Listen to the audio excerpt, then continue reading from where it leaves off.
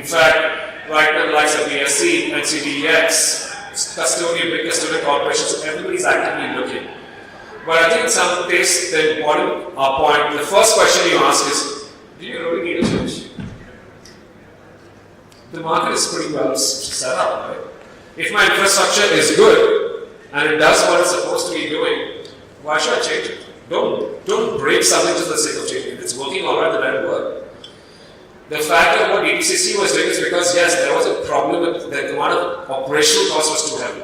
If currently your equities infrastructure is so smart that you can do T settlements, then why do you need blockchain? What exactly are you trying to achieve? And that's the questions that are being asked by these market influencers. Which is why, in some cases, again, slow adoption in securities. Lastly, and this has been a very pleasant surprise, state governments. State governments have actually been quite the front runners for blockchain. And I think partially this is coming from the center where digitization streams, let's just put everything. First of all, we have to be right that digitalization is not putting everything on a computer. It's not putting it on an app. If I have to fill an insurance form on an app, I take 7 minutes to fill it up. Fantastic. It takes me 20 minutes to get the insurance policy. That's not digitalization. Digitalization is to actually make your information smarter. It's to actually kind of make sure the underlying process can function better and to make the process more intelligent. Blockchain is the buzzword because that's what it promises to be. I'll give you an example, right? Let's say comparison. Equities. I can buy a share of, let's say, Infosys in 0.06 seconds. That's the execution time today for equities, right? If not faster. It takes me 3 days to own the share. What's happening in 3 days? Where is the whole customer experience? You know what? If I want to buy something from, let's say, this particular vendor in Africa, I have the money, he's got the shirts. I want to buy the shirts, but my bank is Bank of Mumbai. Bank of Mumbai calls SBI, SBI calls Bank of London, Bank of London calls Bank of Ghana, and that's how the transaction happens. It takes 7 days. Where is my customer experience? I filled everything on the app. Very nice. That is not digitalization.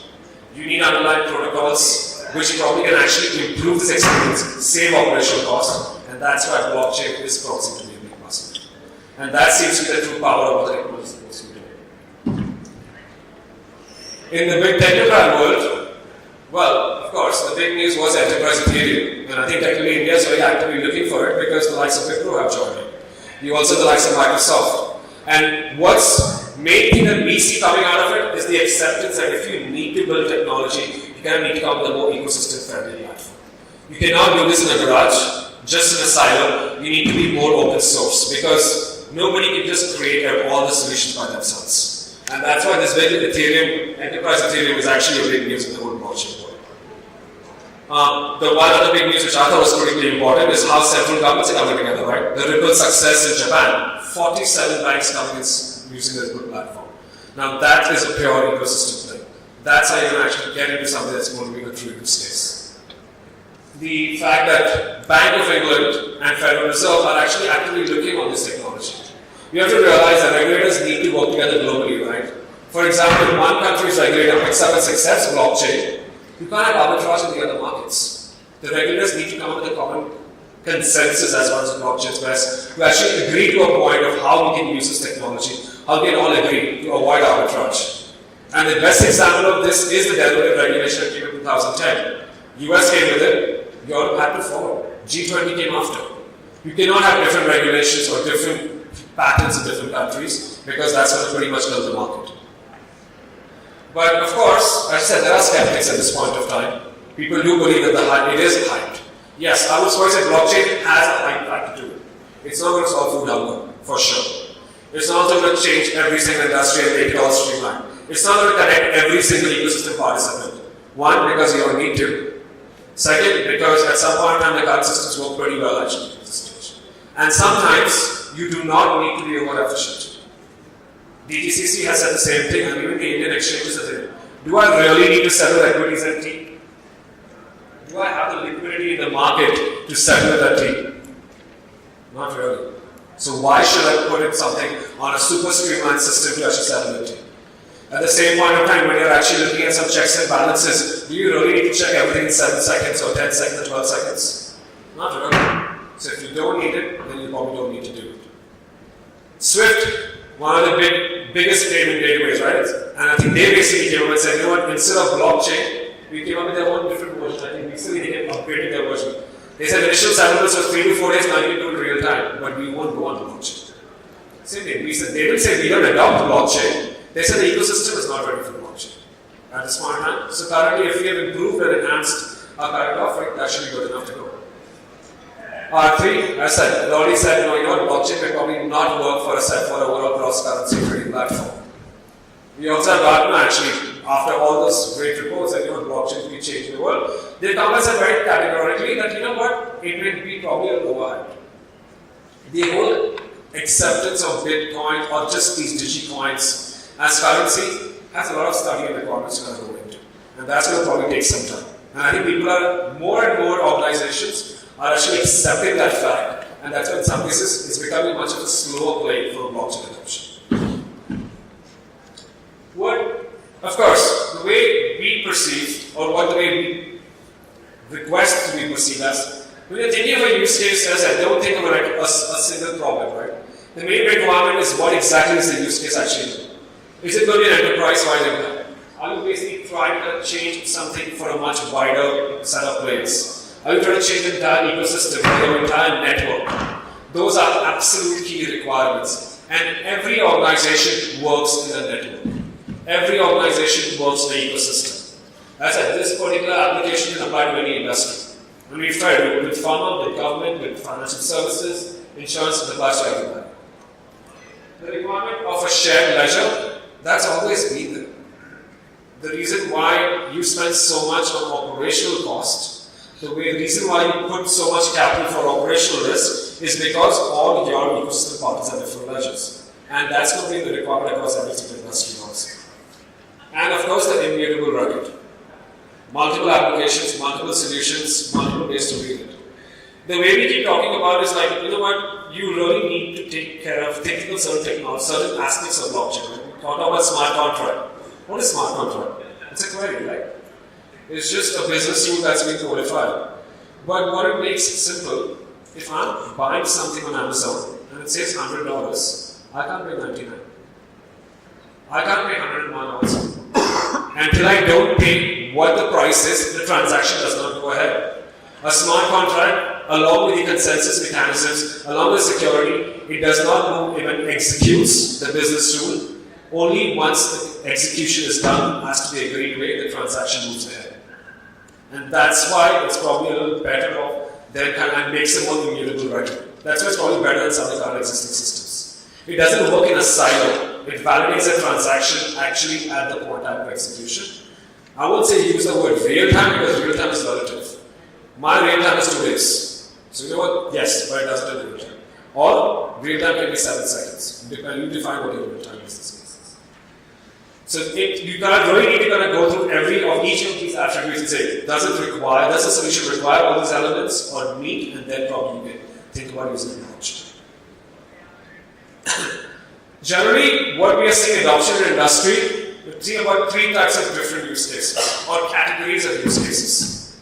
Now let's spend a minute on that, right? My first category is a value case. In a value case, what we call as value cases is like, let me look at my current process.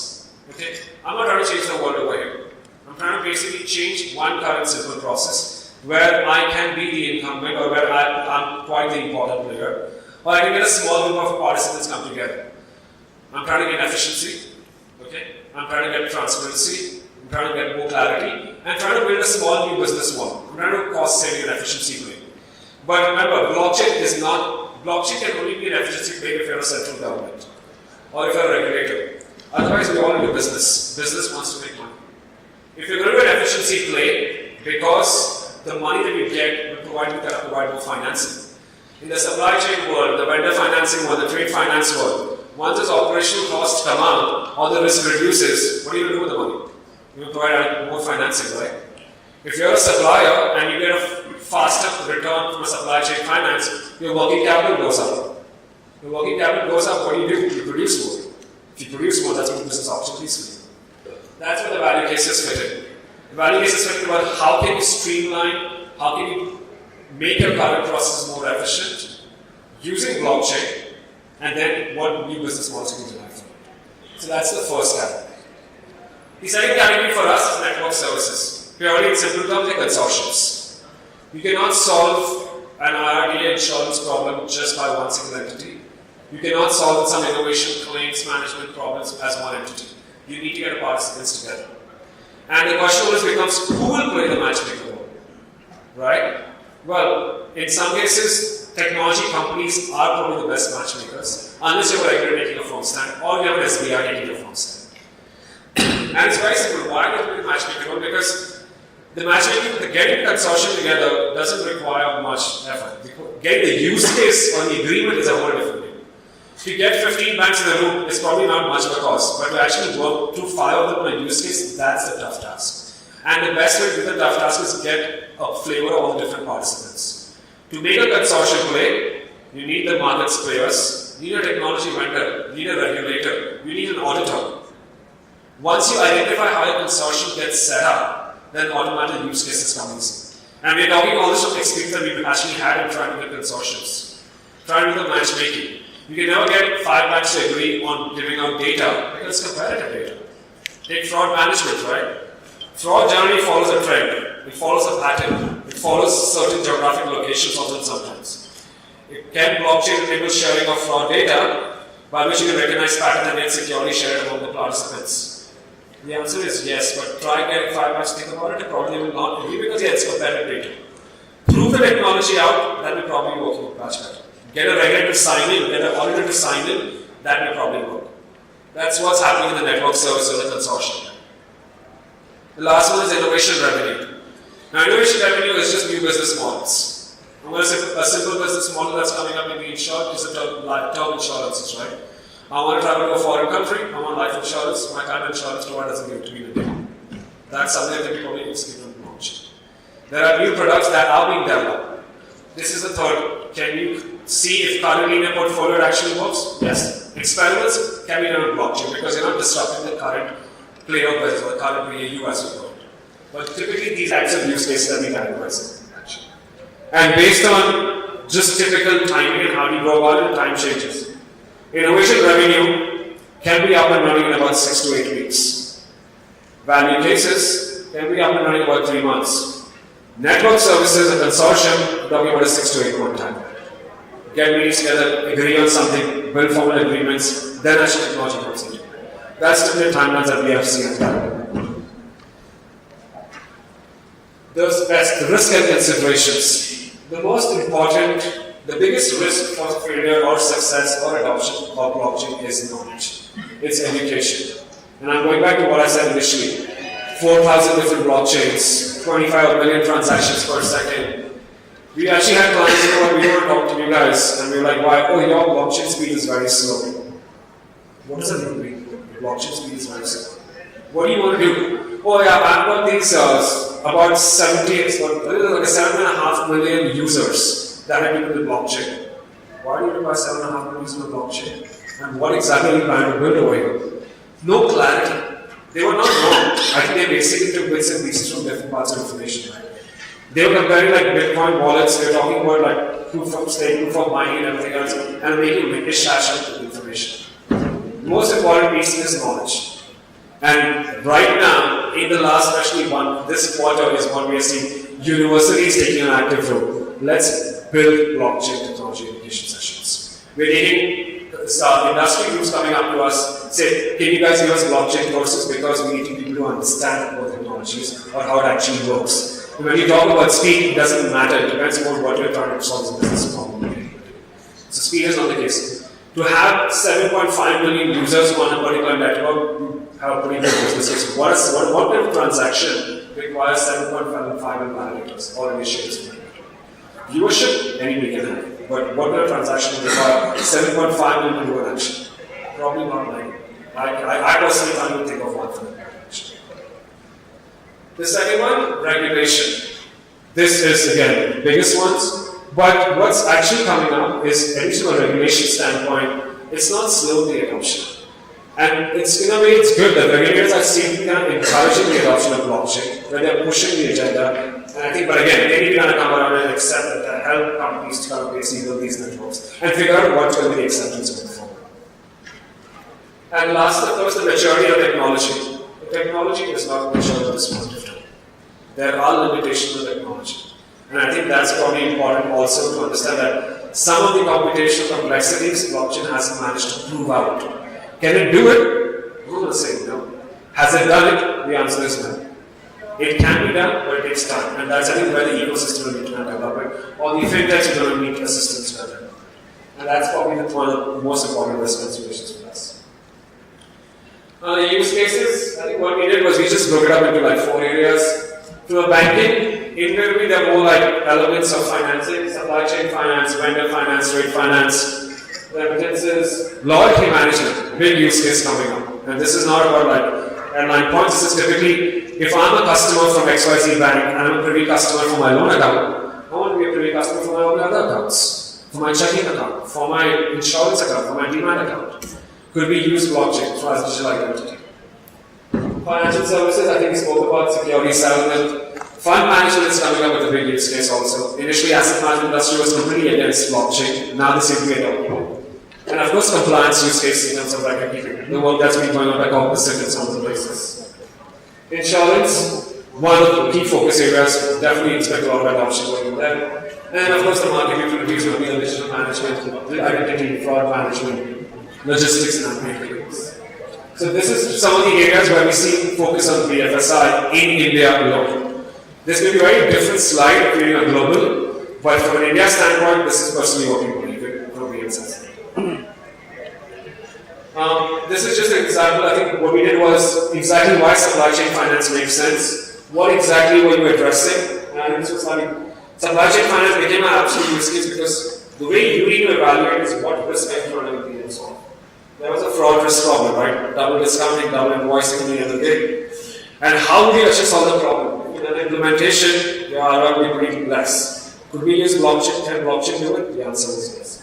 We went through multiple categories of fraud risk, operations risk, capital cost, and based on that business case evaluation, we came out with the fact that supply chain was a good option. And I think this slide just explains what are the factors we consider while we're doing the business case. I'm not going to get into details of it, but it's just going to give you an idea of how a business case needs to be set up, taking into consideration what blockchain can do, what problems you're trying to solve, and most importantly, what the evolution of this is going to be. The problem of blockchain or the solution is not for today, it's for what the future evolution is going to be. I mean, that's actually what I have for myself.